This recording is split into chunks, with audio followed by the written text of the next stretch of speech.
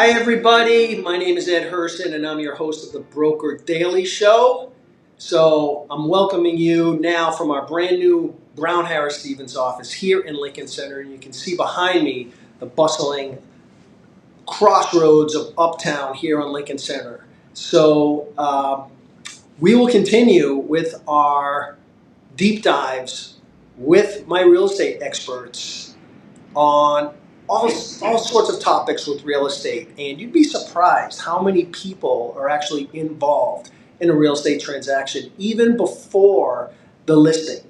So when it's even a thought in a buyer or a seller or renter's mind, the process with the broker starts. So here in the show, I dive deep with my team of experts. We go deep, deep, deep behind the scenes. And today I'm welcoming back Ira Gold. Ira, how are you today? Very good, Ed. Thanks for having me back. Great, great. Yep, thanks, Ira. Hope you're doing well. Good to I see am. you. Yep, and I really I appreciate you coming on the show today. And you're have such a wide and deep knowledge of the real estate world as an attorney, and it's been a pleasure to work with you all these years. So let's dive right in. So Ira, today we'll talk about one of my favorite things, which is closings. And there's two three-word phrases that I love the most, that I love to hear. And the first phrase, of course, those three words is I love you. And when I hear that, that's magic. And the second three-word phrase that I love to hear is clear to close. So that's what we'll talk about today. That's what we'll talk about today with you, Ira, and I appreciate it. Let's dive right in. So I've worked with a seller. We've done what we needed to do.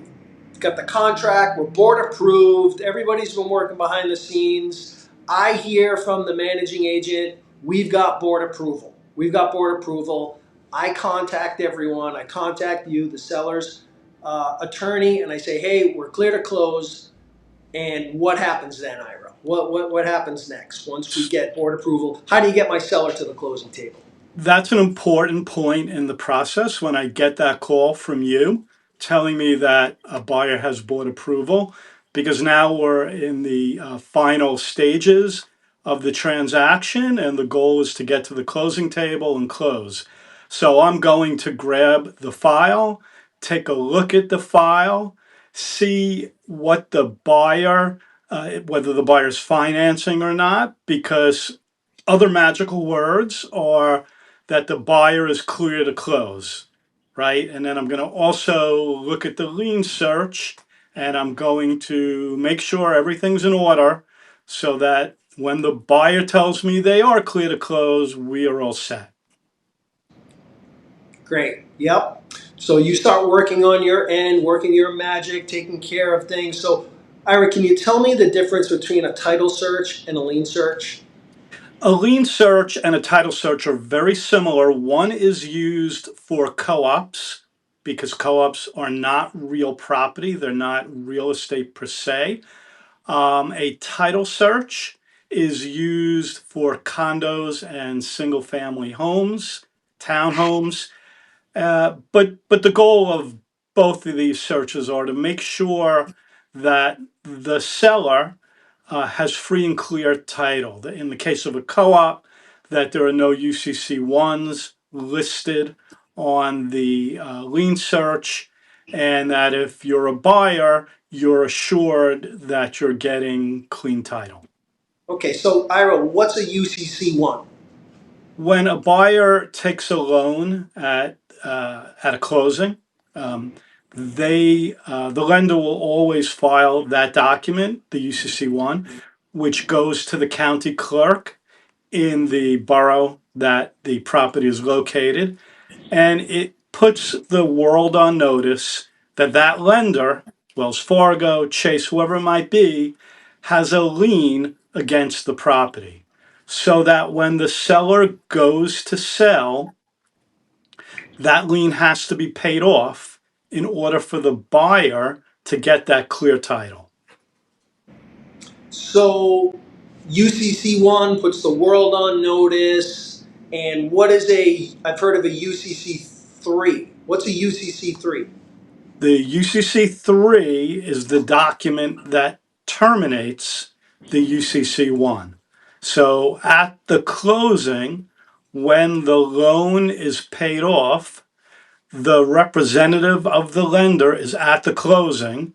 They will bring back with them the original stock and lease that they have been holding all these years as collateral. And they will also provide the UCC 3 that terminates the UCC 1 so that that lien is now taken care of. Great. Yep. That's really deep behind the scenes and really good to know. So we'll get to the stock certificate in a second. So you've done your work. We're preparing to close. We've got board approval. I call the buyer and I say we need to do our final walkthrough. So I like to go in the apartment before I get there with the buyer on the seller's behalf to make sure that everything works properly before I get there with a buyer and they don't have any problems. I want to make sure everything's good. If there is a problem, I want to know about it in advance. So, a few days before the final walkthrough, which is usually the day of the closing, because buyers want to get in an apartment as close to possession as possible so that nothing can go wrong in between.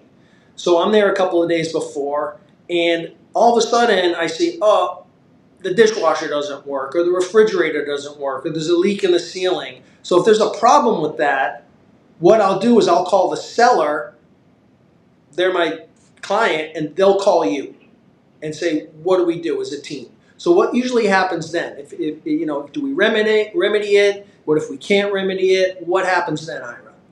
So, representing a seller, it makes my heart sing to know that a broker is going in a few days before that final walkthrough to see that the apartment is in good shape. Um, if, for example, the dishwasher doesn't work, and this is very common, a dishwasher could be working for 30 years, but sure enough, on the day of the closing, or even a couple of days before, even better, it doesn't work. Um, at that point, if it's a few days before closing, then you, in conjunction with the seller, can take steps to see, can it be repaired? Get somebody in there, take a look at it, get a real estimate for what the cost is to repair. If it can't be repaired, then you're going to get an estimate for, well, what's the value of the dishwasher? So that when you get to the closing table, you can present to the buyer, look, we're aware the dishwasher doesn't work. Here is, the repair estimate. This is what it's going to cost. And you can make this problem go away right then and there because you have documentation to show the buyer, look, I'm aware of it. I've taken care of it. And that, in most instances, should resolve the problem. Right, that's what we want. So we want to avoid any surprises on my end to the extent that I can handle things at the closing table. So we don't want to be at the walkthrough at the last minute, find out the dishwasher doesn't work, have to call the super, they come up, we can't fix it. I mean, buyers have a lot of, obviously they're under a lot of stress. They're working, they have to go to the bank, they have to get checks, they're going to closing, it's a big day. We want everybody to be happy. So it's good to take care of those things as much as we can. So I'm doing my part, you're doing your part. We're at the closing table. One of the things that I was astounded with at my very first closing was I'm at the closing and there's so many different people there. All these people that we'll be interviewing on these deep dives. So I see all these papers flying around the table and I really not sure what they are. And there's stamps and there's people signing and there's a buyer side and there's a seller side. Then all of a sudden this magic moment happens. The managing agent or someone takes out this piece of paper, puts it in the middle of the table. They hold a rubber stamp over it and they say, "Can I cancel this?" And somebody says, "Sure," and they stamp it down, and that is the stock certificate. They're canceling that So what happens with that? So that's the old stock certificate and the new stock certificate. And what happens if it's lost and they can't find the stock certificate, Ira? All great questions. So the papers flying around, it's chaotic, but it's controlled chaos. If the buyer has a lender, there are going to be even more papers flying around because the buyer has to sign loan documents.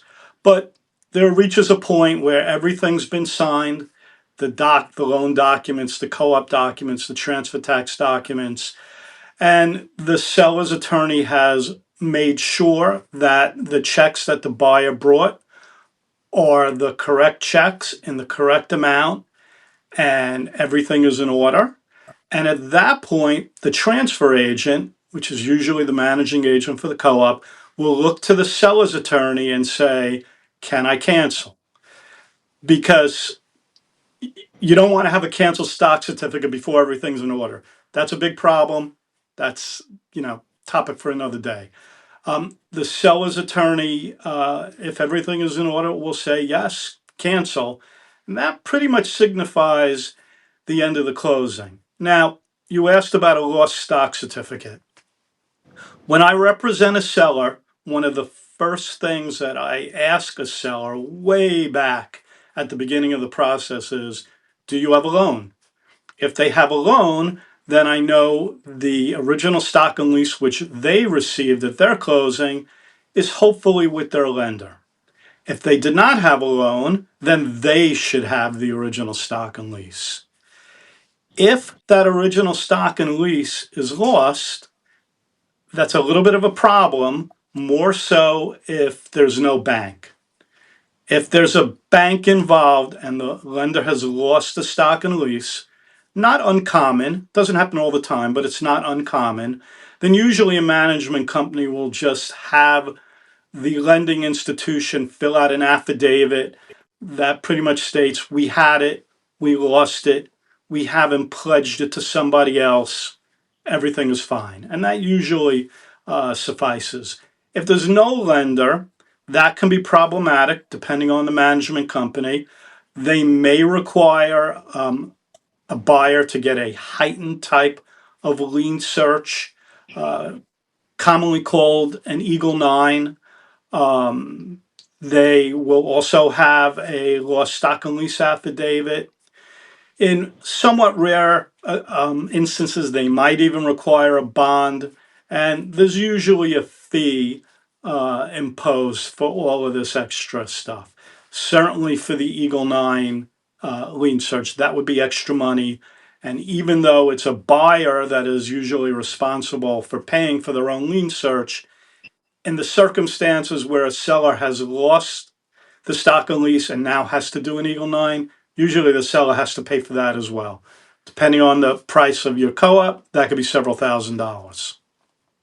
Right. Yep. The fees do build up, especially when buyers or sellers finally look at what the managing agent, what the co-op requires. We have to walk them through that. It's the cost of doing business. Ira, thank you so much. As you can tell, there's so much involved in a New York City co-op transaction behind the scenes. So of course we want to get the highest price in the shortest time for our sellers. But in order to do that, I need a huge team of people to do that. And Ira, you are the key to helping us do that. I want to thank you for your time today.